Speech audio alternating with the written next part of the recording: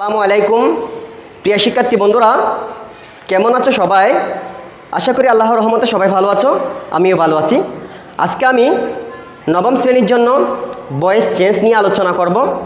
যদিও আমি এর আগে ভয়েস চেঞ্জ নিয়ে আলোচনা করেছি, তো আজকে আমি আরও কিছু ভয়েস চেঞ্জ নিয়ে আলোচনা করব। আশা করি তোমরা ভিডিওটি পুরো দেখলেই বিষয়টি সম্পর্কে আরও অনেক ধারণা লাভ করতে পারবে। তো আমরা অ্যাক্টিভ ভয়েসকে কিভাবে প্যাসিভ ভয়েস করতে হয় সে বিষয়টার মধ্যে আমরা প্রথমে জানি 5টা নিয়ম আমাদেরকে সবসময় মনে রাখতে হয়। প্যাসিভ ভয়েস করার সময় 1 নম্বরে থাকে সাবজেক্ট, 2 নম্বরে থাকে টু বি, 3 নম্বরে থাকে বি 3, 4 নম্বরে থাকে বাই, তারপরে 5 নম্বরে থাকে অবজেক্ট। এই 5টা নিয়ম আমাদেরকে মনে রাখতে হয়। অর্থাৎ প্যাসিভ ভয়েসে কি হয়, 1 নম্বরে সাবজেক্ট বসাতে হয়, টু বি ভার্ব বসাতে হয়, বি 3 হয়, বাই বসে, অবজেক্ট বসে। মনে রাখতে হবে বাইটা প্রিপোজিশন। অনেক ক্ষেত্রে বাইয়ের জায়গায় আমাদেরকে টু ব্যবহার করতে হয়, অথবা উইথ ব্যবহার করতে হয়, অথবা অন ব্যবহার করতে হয়। যাই হোক, আমরা সেগুলো পরবর্তী ধাপে আলোচনা করব। তাহলে অ্যাক্টিভ থেকে প্যাসিভ করার নিয়ম হচ্ছে 5টি। কি? অবজেক্ট, অ্যাক্টিভ ভয়েসের অবজেক্টটি প্যাসিভ ভয়েসে কি হয়ে যায়, সাবজেক্ট হয়ে যায়। তারপরে টু বি ভার্ব বসে, মূল ভার্বে ফার্স্ট পার্টিসিপল হয়, প্রিপোজিশন বসে বা বাই বসে, তারপরে সাবজেক্টের অবজেক্ট ফর্ম হয়। এই 5টা নিয়ম আমাদেরকে মনে রাখতে হয়। এখন আমরা এই 5টা নিয়ম কীভাবে আমরা পরিবর্তনের মাধ্যমে করতে পারি সে অ্যাক্টিভ থেকে প্যাসিভে, সে বিষয়টা নিয়ে আমরা আজকে আলোচনা করব। আমি একটা সেন্টেন্স লিখতেছি, খেয়াল করো।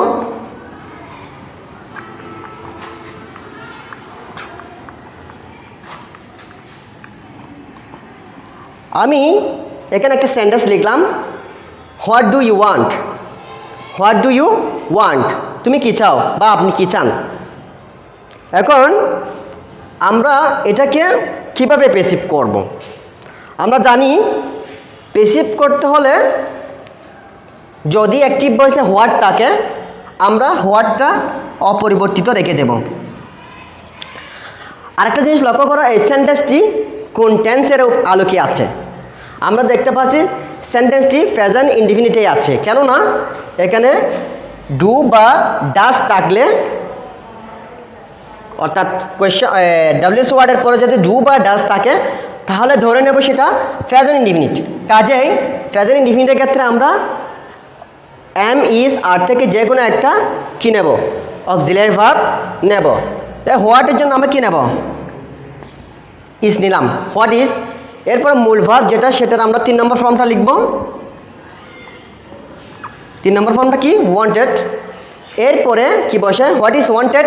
এরপর 4 নম্বরে বাই বসে, আর 5 নম্বরে অবজেক্ট। তাহলে এখানে লক্ষ্য করো, what is wanted by you, what is wanted by you. 5টা নিয়ম হয়ে গেছে।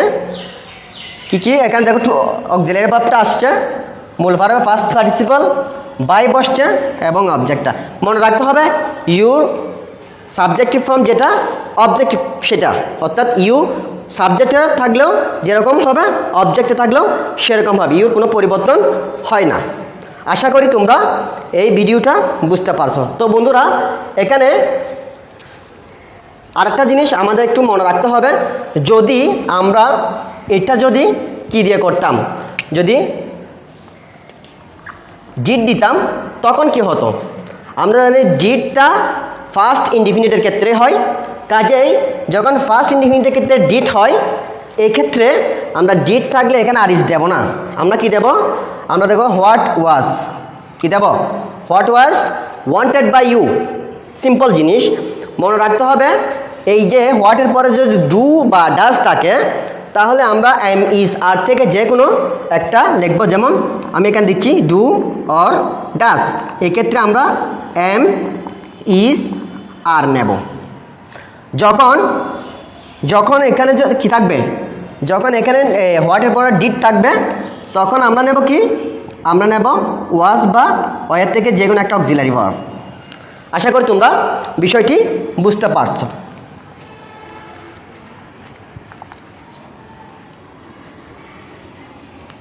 এখানে আমি আরেকটা সেন্টেন্স লিখতেছি, দেখো who is calling me? Who is calling me? কে আমাকে ডাকছে?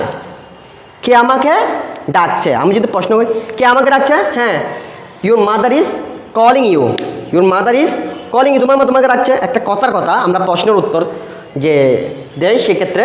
তবে এখানে লক্ষ্য করো, এখানে যে সেন্টেন্সটি শুরু হয়েছে সেটা হু দিয়ে প্রশ্ন করা হয়েছে। কি দিয়ে? হু দিয়ে। Who is calling me? কে আমাকে ডাকছে? কে ডাকছে? এখন দেখো অ্যাক্টিভ ভয়েসে যদি হু থাকে, অ্যাক্টিভ ভয়েসে যদি হু থাকে, প্যাসিভ ভয়েস করার সময় আমাকে লিখতে হবে বাই হুম। কি লিখতে হবে? বাই হুম। হু দিয়ে প্রশ্ন করলে আমরা সেই জায়গাতে কি লিখব? বাই হুম। তারপরে কি? আচ্ছা, আই এর জন্য আমরা কি নিব? এম নিব না ইস নেব না আর নেব?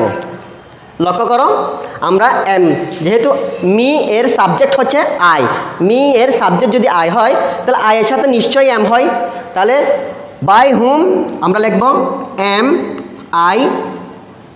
এখন আরেকটা জিনিস লক্ষ্য করো, এখানে দেখা যাচ্ছে সেন্টেন্সটি মূলত কন্টিনিউয়াসে আছে। কিসে আছে?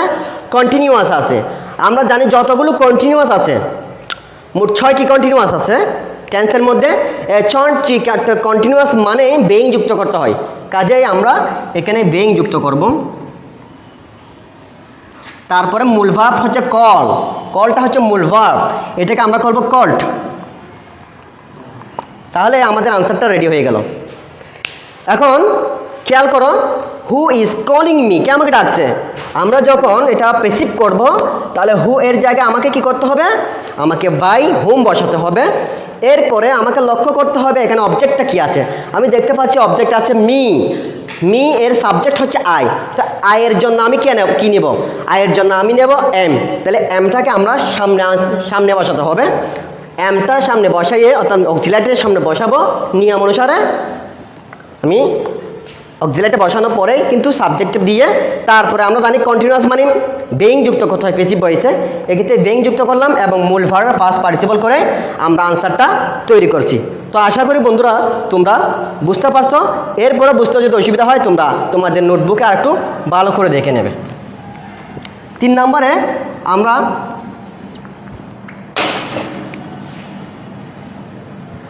দেখো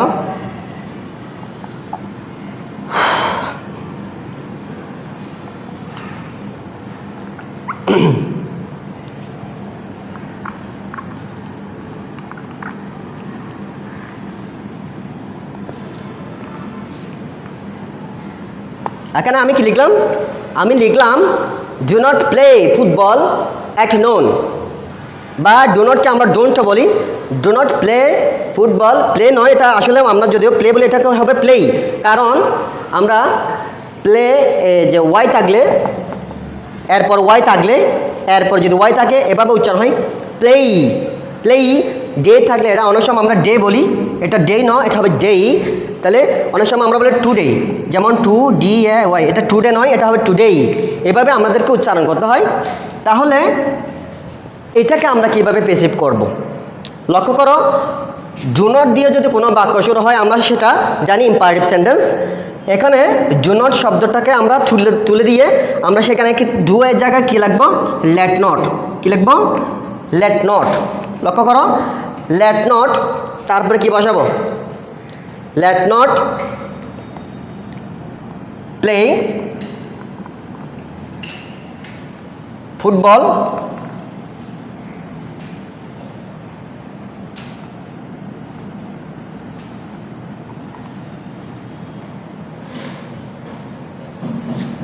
লেট নট ফুটবল, তারপরে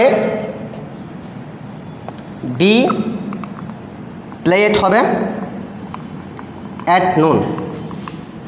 এখানে আমরা এই যে অনেক সময় প্রিপোজিশন বাই এর পরিবর্তে অনেক সময় বি বসে, তাহলে let not football be play it at noon. তাহলে এভাবে আমাদেরকে কি করতে হবে? ডু নট থাকলে সেক্ষেত্রে আমাদেরকে লেট নট ব্যবহার করতে হবে। তারপরে এখানে অবজেক্টটা আনবো, তারপরে এটার পরে be play it at noon, sorry noon. এখানে আমাদেরকে এভাবে লিখতে হবে let not football be play it at noon. ঠিক আছে, আশা করি তোমরা বিষয়টি বুঝতে পারছো। তো বন্ধুরা, তোমাদেরকে কি করতে হবে, তোমাদেরকে এগুলো টেকনিক সহকারে পড়তে হবে।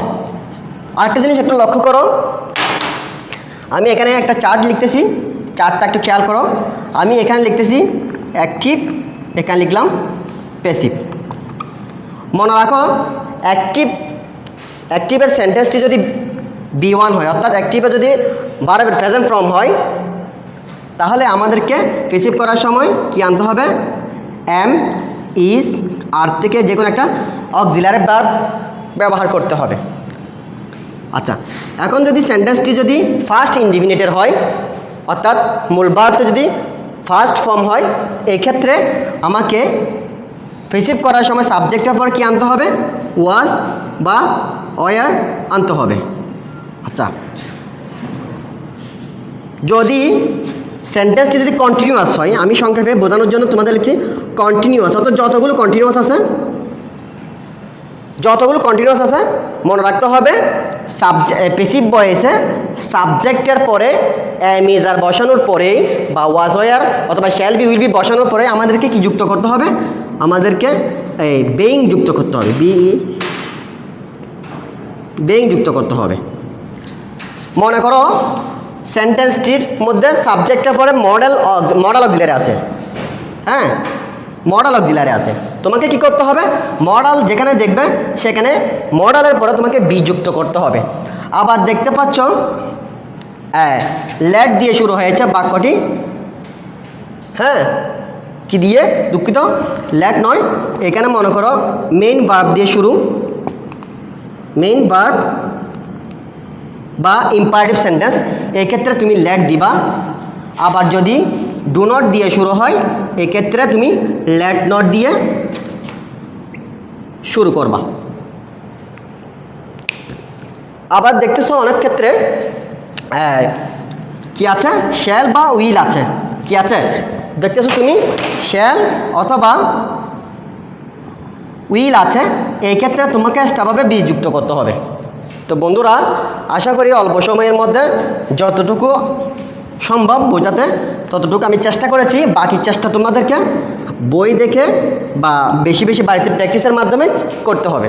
তো তোমাদের সুস্বাস্থ্য এবং উন্নততর জীবন কামনা করে আমি আজকের টপিকটা এখানে শেষ করছি। সবাই ভালো থেকো, সুস্থ থেকো, আল্লাহ হাফেজ।